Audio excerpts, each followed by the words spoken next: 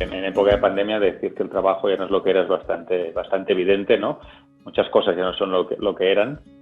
Y no, el libro surge de la experiencia personal, de haber transitado, de haber sido educado en un sistema tradicional donde se esperaba tener un trabajo normal, entre comillas, en una corporación. Además lo tuve durante varios años y al cabo de unos años acabé pasándome a ser autónomo, a la cosa de 7 u 8 años, a trabajar con un colectivo de gente parecida a mí y donde he ido explorando también los impactos de las tecnologías digitales, las plataformas, y por tanto lo que me interesaba a mí era, tras ver cómo había crecido mucho Wallapop, Airbnb, BlaBlaCar y otras tantas plataformas, el impacto de ese tipo de tecnología en el ámbito laboral.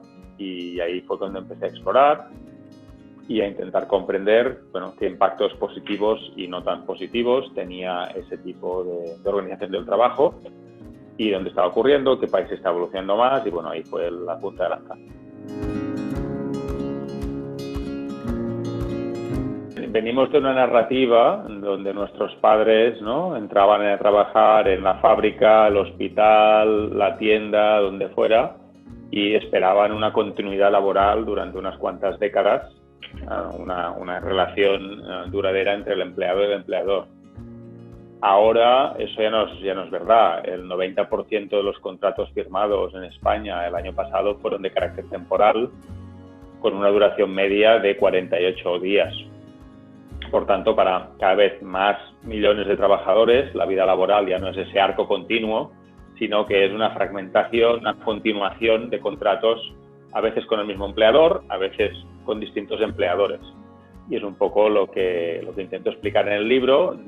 Lo resumo bien en una frase de un profesor del MIT, de Tom Malone, que cuenta, ¿no?, que mi padre tenía un trabajo, nuestra generación va a tener 7 trabajos a lo largo de nuestra vida y nuestros hijos van a tener 7 trabajos a la vez, porque van a estar haciendo un poco de malabares entre varias fuentes de ingresos. Además, hay todo el factor tecnológico de las plataformas digitales, que lo que facilitan es la coordinación y la transacción.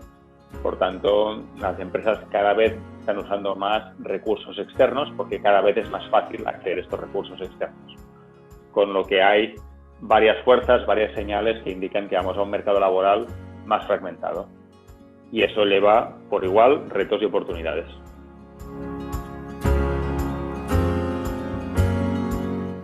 Las plataformas digitales para mí son mecanismos de gobernanza digital donde se establecen una serie de relaciones sociales y económicas alrededor de un ecosistema. Estas relaciones sociales y económicas pueden servir para transportarme en BlaBlaCar, para financiar proyectos en una plataforma de crowdfunding o para comprar y vender cosas de segunda mano en Wallapop.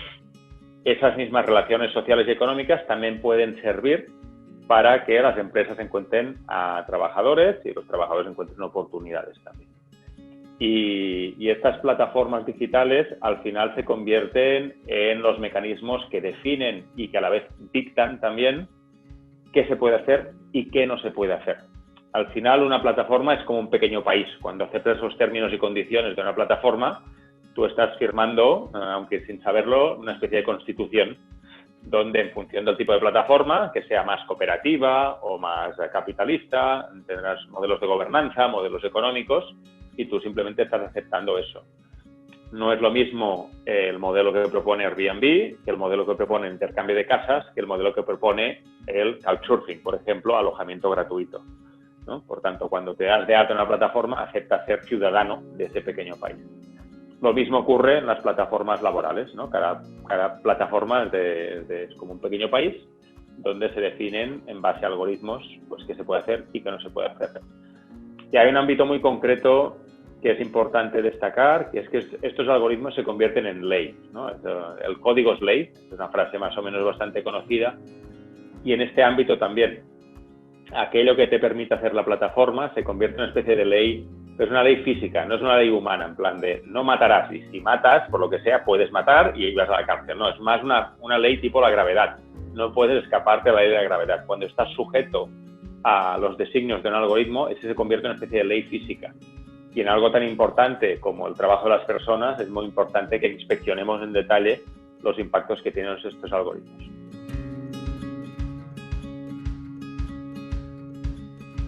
Lo primero, mi consejo siempre es hablar con gente que ya lo haya hecho. Es decir, aunque sea un territorio poco explorado, es probable que en tu entorno próximo conozcas a una persona que ya esté usando plataformas para encontrar trabajo. Y lo otro es eso, experimentar un poco sin mucha presión, darte de alta en plataformas. Probablemente la mayoría de la audiencia tendrá un perfil parecido a un trabajador freelance de cuello blanco, ¿no? Que sea pues, programadores, analistas, traductores, gente que hace locuciones, que trabaja en medios. Aquí hablamos de plataformas tipo Malt, M-A-L-T, que funciona bastante bien en España, o Workana, de origen argentino, que funciona en América Latina, pero también en España, incluso en Asia, o Upwork, que es una de las grandes americanas, o Fiverr, que es una de origen israelita también muy conocida. Pues ya digo, mi consejo es probarlo, darte de alta y verás que hay un montón de retos, porque tú al final lo que te conviertes es una especie de pequeño negocio de una persona, con lo que tienes que explicarte quién eres, qué ofreces, qué servicios vas a ofrecer al mercado. Tienes que poder poner un precio justo también en función de lo que tú consideras y viendo también qué tipo de ofertas tienen pues las otras personas que también están en la plataforma. Probablemente vas a estar activo o activa en varias plataformas a la vez. No te interesa poner todas tus opciones laborales en una única plataforma, con lo que vas a tener que crear y mantener perfiles en distintas plataformas. Este es uno de los grandes retos no explicados, ¿no? Porque tendemos a pensar en el trabajador tradicional que va a la fábrica o a la escuela o, ya digo, o a la tienda, que es un único sitio, cuando en este espacio digital es bastante habitual lo que se llama en inglés el multi-homing, ¿no? La multipresencia en distintas plataformas a la vez. Gestionar esa identidad y esa reputación a la vez en varias plataformas es otro de los retos importantes. Y una cosa que está empezando a ocurrir que es interesante es que algunas de estas plataformas están empezando a aceptar no solo a freelancers individuales, sino a pequeños equipos de 3, 4, 5 freelance que pueden ofrecer un paquete de servicios más completo. Y a la vez, donde no llega uno, llega el otro, ¿no?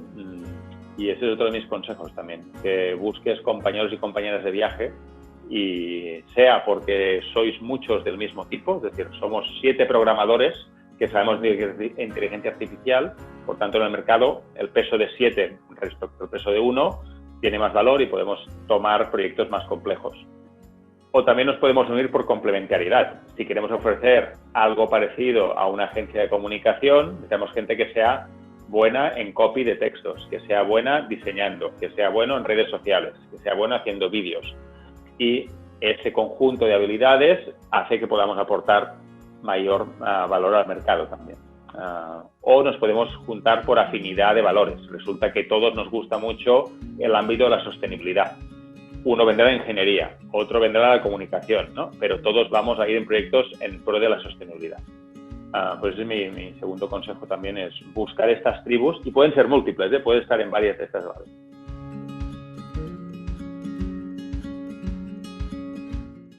De hecho, la Harvard Business Review de este mes, de octubre y noviembre de 2020, recomiendo que la compren las personas, las empresas, porque hay un par de artículos muy bien documentados con un estudio acerca de cómo las empresas están integrando este talento externo y buscando una fuerza laboral híbrida, donde un 50-60% de la fuerza van a ser mis empleados, personas que van a estar trabajando siempre para mí, y un 40-50% de las personas que van a estar trabajando conmigo es una fuerza laboral con personas autónomas que van a juntarse por proyectos.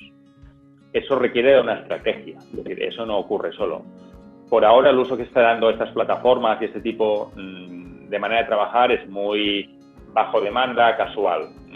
Mi primera recomendación sería tener una estrategia. Del mismo modo que hace unos años las empresas tenían estrategia de Internet, en los últimos años han desarrollado una estrategia de temas móviles y automatización, inteligencia artificial. Es importante que en esta segunda década del siglo XX tengan una estrategia de gestión y arquitectura de su fuerza laboral, porque no solo será interna, sino será híbrida, interna-externa, mezclando también robots e inteligencia artificial. Luego hay un tema de mentalidad de proyectos. La metáfora que se usa también es el tema de los proyectos tipo Hollywood, ¿no? Como si fuera un rodaje donde, bueno, la gente ese proyecto y ese equipo va a existir durante la duración del proyecto y es un proyecto que se monta ad hoc, bajo demanda, en función de las necesidades. Y parte del talento va a formar parte de lo que sería el estudio de Hollywood, por tanto va a ser gente empleada de la empresa y parte va a ser gente externa. Por ejemplo, un especialista en efectos especiales no está en un solo estudio, sino va trabajando en varios estudios. Pues un especialista en smart contract de blockchain puede estar trabajando pues, en varias empresas a la vez, ¿no? Esa mentalidad de proyectos tipo Hollywood creo que también es importante. Y luego también pensar en todos los retos operativos que esto plantea, ¿no? Suena muy bien todo esto de usar talento híbrido, talento interno y talento externo, pero hay cosas muy básicas, tipo, bueno, esta persona cuando teletrabaja o viene a la oficina, ¿qué tipo de acceso le doy a la documentación que tengo o a la wifi corporativa o a qué espacios del edificio puede acceder? Pues ahí hay que tener previsto este tipo de cosas. Porque yo me he encontrado desde organizaciones donde voy y me dan la wifi de todo el mundo y podría, si quisiera, navegar por toda la documentación de la empresa, que no es lo correcto. Y me he encontrado también con gente que me da la wifi de invitados, con lo que no puedo tener acceso a nada de su sección corporativa, ¿no? Por tanto, es importante, por ejemplo, preparar los sistemas de información para este tipo de trabajadores. También en este entorno podemos ver el tema de la confidencialidad, ¿no? ¿Qué tipo de acuerdos de confidencialidad hay que firmar con estas personas? Porque van a tener acceso a información sensible de la empresa. ¿Qué pueden usar o no fuera del contexto de ese proyecto? Esto es importante tenerlo bien planificado y bien claro. Tener un proceso también de, por ejemplo, de desvinculación laboral, ¿no? El offboarding, que se llama. Si quiero que esa persona vuelva a trabajar conmigo en otro proyecto, es importante tener feedback y tener un proceso bien definido de cómo esa persona se va a desvincular tras ese proyecto que ha ido bien, que no ha ido bien. Si tenemos, por ejemplo, celebraciones de equipo, ¿no? Ahora que vienen fiestas navideñas, pues tener claro si esas personas van a participar o van a participar de este tipo de celebraciones. O si hacemos una formación al conjunto de la empresa, si esas personas también van a formar parte o no. Como veis, hay muchos detalles operativos donde hay que tomar decisiones y no digo ni que una sea más correcta que la otra, pero sí que hay que poder comunicarlas de manera clara a este talento. Y como último punto también diría la narrativa de la propia empresa. Este talento que puede trabajar donde quiera, habrá que merecerlo. Eso significa que tendrás que ser un sitio atractivo para trabajar.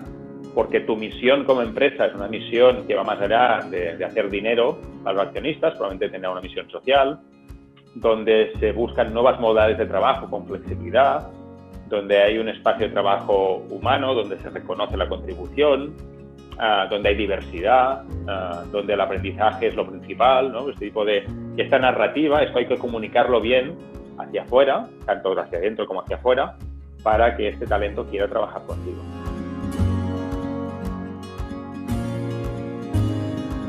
Después de cada revolución de base tecnológica, la primera, la segunda revolución industrial, ha habido un desequilibrio de poder entre empleadores, aquellos que tenían capacidad de tener esta tecnología al servicio de la producción, y los trabajadores, que probablemente pues, cada vez estaban en un poder de negociación un poco peor.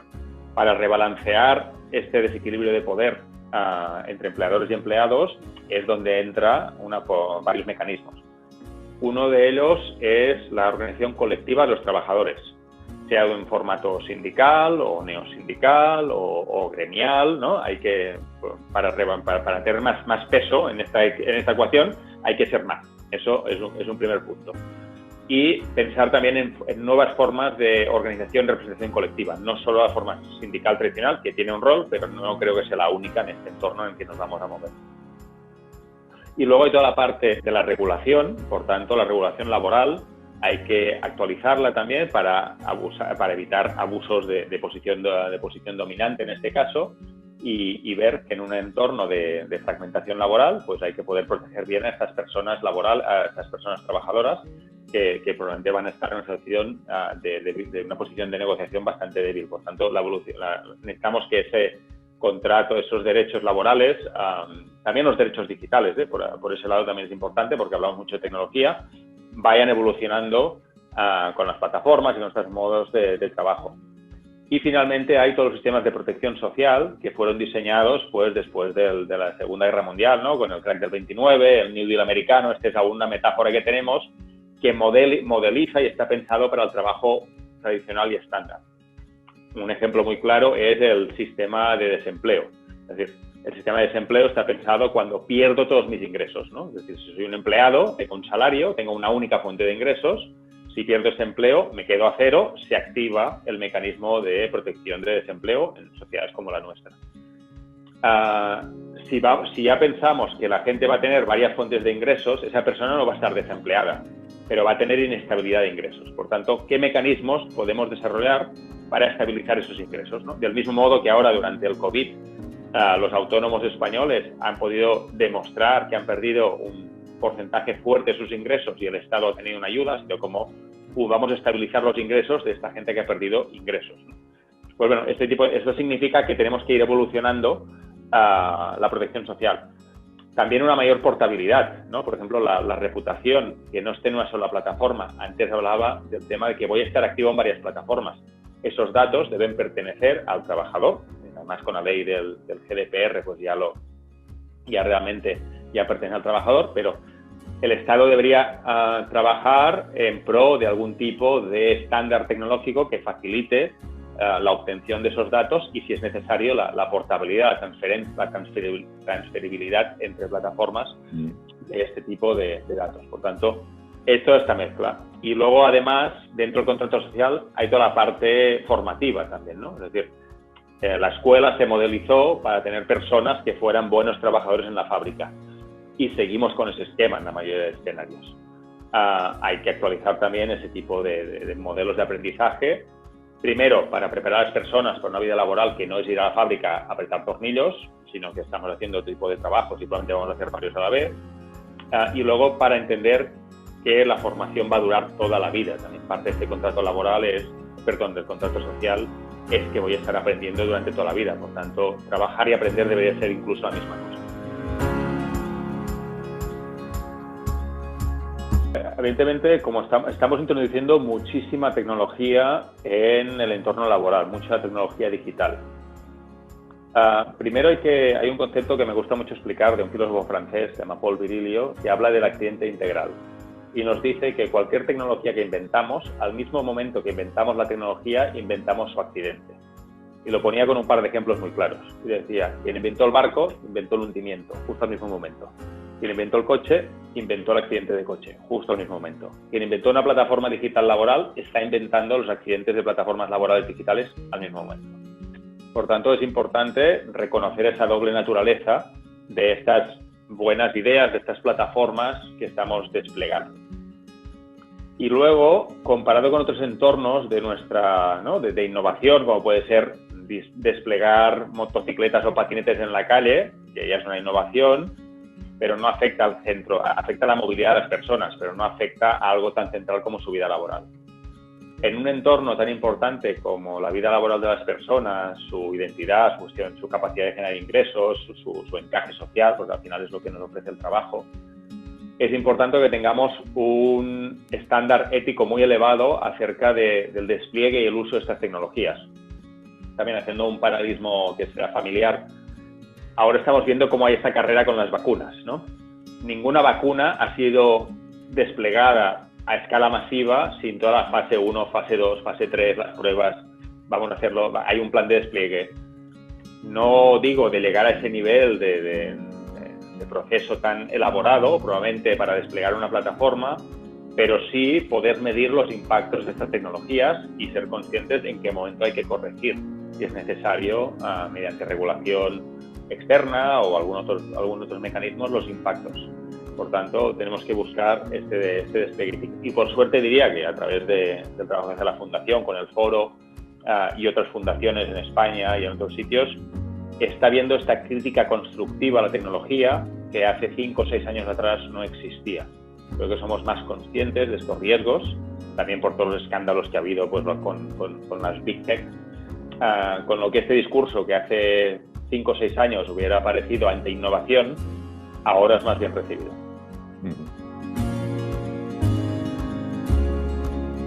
La ambición del ensayo, que es el libro de Trabajo y no es lo que era, es ser un mapa de este nuevo mundo al que nos estamos acercando. Es un mapa incompleto porque lo estamos dibujando mientras estamos explorando este territorio, por tanto, que la gente no espere respuestas perfectas de todas sus necesidades, pero sí que se mapea aquellas personas, organizaciones, proyectos, retos, ideas que ya tenemos claro que van a estar presentes.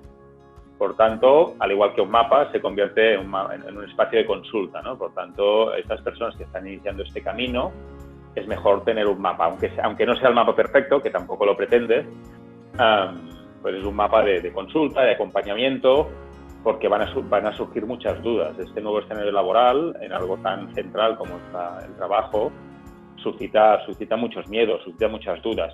Y el libro no esconde toda esa parte, también la expone, a la vez que ofrece una parte positiva e incluso utópica al final, con unas utopías.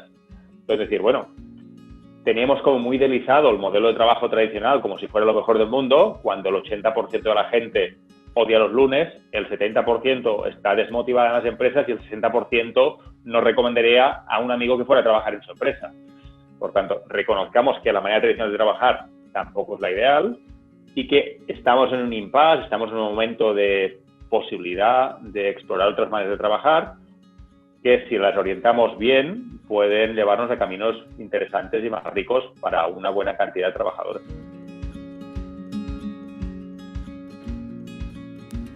Y probablemente lo que puede ser interesante es reconocer que es un espacio en movimiento y que realmente cada semana, cada mes, cada trimestre van saliendo nuevos informes, nuevos datos, con lo que recomiendo pues seguir el trabajo que está haciendo, publicando informes tanto la Fundación, yo mismo desde Twitter o LinkedIn pues voy compartiendo todo lo que voy aprendiendo, y hay otras personas también a nivel español y proyectos como Digital Work o otras fundaciones como Cotec también que están explorando, o la Fundación Digital Future Society en Barcelona, que van aportando conocimiento a este espacio. Con lo que es importante por esto seguir para estar al día y siguiendo este tipo de información.